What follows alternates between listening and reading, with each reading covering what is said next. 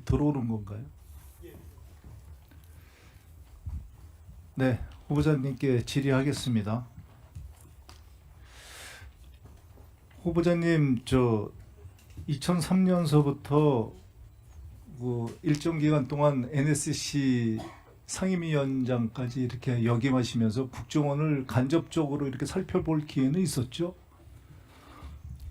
예, 충분히 있었다고 생각합니다. 그때와 비교했을 때 벤지 지금 후보자로 내정된 지는 얼마 안 됐지만은 그때에 비해서 국정원 직원들을 보니까 한 20년 만에 보니까 어떻게 더 발전해 있던가요? 활력이 넘치던가요? 아니면 그때보다 좀 의기소침해 있던가요? 예, 사실은 그 당시 만난 뒤에 또 제가 국정원하고 관련을 가진 다음에 한 20년 지났습니다. 그런데 그 사이에 여러 가지 국정원과 관련해서 여러 어려운 얘기들이 많이 있어서 또 흔들리는 얘기도 있어서 국정원 직원들이 짧게 좀 부탁드립니다. 수준이 어떨까 했는데 들어와 보니까 촉이 살아 있다. 상당히 수준이 높았고 그래요? 역량이 있다고 봤습니다. 예. 대단히 죄송한 얘기지만은 저는 좀 의견이 다릅니다. 몇 가지 여쭤보겠습니다. 국정원이 지금 4차장 체제죠, 그죠? 예, 3차장, 2차장이지만 네. 그러나 실제 차관급들입니다. 차관급이 4분이죠. 왜 차관급이 다른 조직에 비해서 4명이나 된다고 생각하십니까? 국방부 같은 데도 1명도 안 되는데 저는 이렇게 생각을 합니다. 그만큼 업무가 복잡다기하죠. 네. 그러니까 어떤 원장이 오더라도 그 업무를 다 정통할 수는 그건 불가능한 얘기입니다. 더군다나 국정원에 근무하지 않으셨던 분이라면 국정원만이 가진 특이한 환경을 알아보는데도 꽤 오래 걸릴 겁니다. 그래서 국정원의 업무 중에서 국정원 직원이 반드시 갖춰야 될 저는 그 업무 능력을 꼽으라고 한다면 굳이 저는 문제 해결 능력과 종합 판단 능력이라고 생각합니다. 이 능력을 기르는 데는 후보자께서도 잘 아시겠지만 15년에서 20년 정도를 기본적으로 투자해야 되는 것들입니다. 그렇게 오랫동안 투자했던 인력들이 사실은 여러 가지 이유로 조기 도태되고 있죠. 그 이유가 뭐라고 생각을 하십니까? 단순히 계급정년제라고 생각을 하십니까? 정치적 변동에 따라서 국정원이 많이 영향을 받은 탓이 아닌가 그렇게 생각하고 있습니다. 이게 보복의 악순환이죠. 노골적으로 말씀드리면 그 근저에는 인사라는 게 있다는 것은 너무나도 쉽게 유추할 수 있는 것이고요. 그런 상대를 쳐내기 위해서는 어떻게 해야 되겠습니까? 그 인사를 왜곡하는 수밖에 없습니다.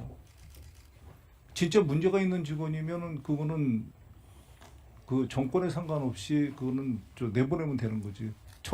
처리하면 되는 거지만 그렇지 않고 대가가 없는 직원들을 처리하려면 그건 인사를 왜곡하는 수밖에 없겠죠. 그죠? 그 왜곡이 국정원에서는 불행하게도 정권이 바뀔 때마다 반복되고 있습니다. 국정원 내부에서의 이런 기능을 담당하는 곳이 있죠. 그죠? 감찰실, 감사관실, 네. 인사처가 간접적으로는 하긴 하지만 국정원이 이런 내부의 이 경고하지 못한 점을 갖다가 시스템적으로 타파하려면 어떻게 해야 된다고 생각을 하십니까?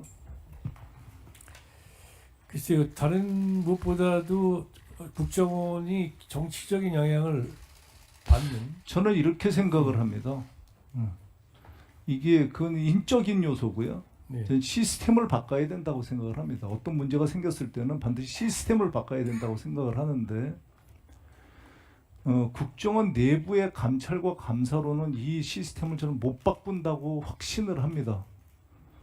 국정원 지금 전현직 직원들이 저도 포함해서 들으면은 뼈 아픈 얘기이긴, 그리고 뼈아픈 얘기일 수 있겠습니다만 국정원은 자체 개혁이나 혁신에서 실패했다고 저는 생각을 해요.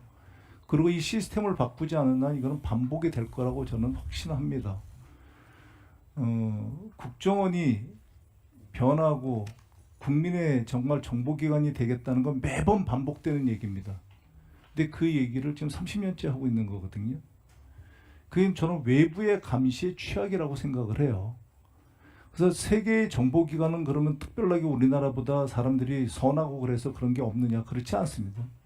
그 외국은 이 외국 선진 정보기관은 이 점을 일찍이 간파하고 이미 1970년대부터 이런 기능을 갖다가 강화했죠.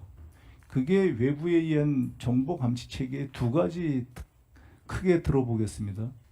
하나가 정보 감찰관제죠. CIA 같은 데가 이제 특징적으로 하고 있는데 외부에 의한 감찰 감사를 하고 그 결과를 대통령과 국회 정보위원장과 그리고 국정원장한테만 우리나라로 보면 국정원장한테만 보고하는 시스템입니다. 또 하나가 있는데 그걸 더 적극적으로 해서 아예 그 감찰관들을 국정원과 관계없는 우리 국정원이라고 비정하겠습니다. 국정원과 관계없는 기관에서 선발해서 감시하게 하는 기능입니다. 그 기능은 호주가 좀 대표적이겠죠. 또 하나는 백악관, 그리고 우리로 얘기하면 대통령 비서실 직속으로 해서 정보 공동체를 형성해서 정보 공동체에 의한 그 행정부의 감사가 있겠습니다. 그리고 이제 대표적인 게 이제 정보위원회에 의한 감사겠죠. 이 기능이 원활하게 돌아가지 않으면 국정원은 앞으로도 지금의 이 문제가 반복될 거라고 생각을 합니다. 여기에 대해서 어떻게? 예, 존경하는 김병기 의원님 말씀하신 부분 매우 중요한 지적이라고 생각하시고요. 제가 국정원장이 취임한다면은 여러 가지 말씀하신 부분들을 갖다가 살펴보면서 저희 원 발전에 기여하도록 검토를 해보겠습니다. 1분. 예, 1분 더 주시고. 비공개에서는 좀 더 디테일하게 이 건에 대해서 물어보겠습니다. 그러니까 준비 좀 부탁드리고요. 예. 생각보다 굉장히 뼈 아플 수도 있습니다. 왜냐하면 이 점에 대해서 제가 반드시 이 공개석상에서 짚어야 되겠다고 생각한 이유가 있습니다. 그러니까 국정원에서 반복되는 보안 누설입니다. 보안 누설. 또 하나는 그보다 훨씬 더 중요한 게 이 인사의 왜곡으로 인한 중요한 그러니까 능력 저하입니다. 사실 말씀하셨듯이 여기 보면은 NSC 책임자로 일할 당시에 국정원 정보 수집 능력을 강화했다. 저는 여기 100% 동의합니다. 이게 원장님한테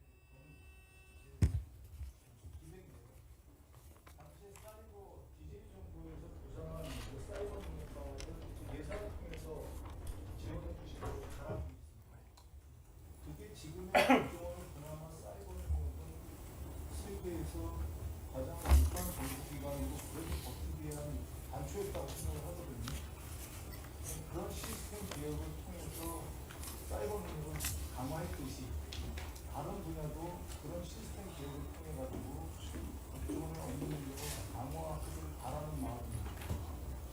오후에 그렇지. 네, 감사합니다.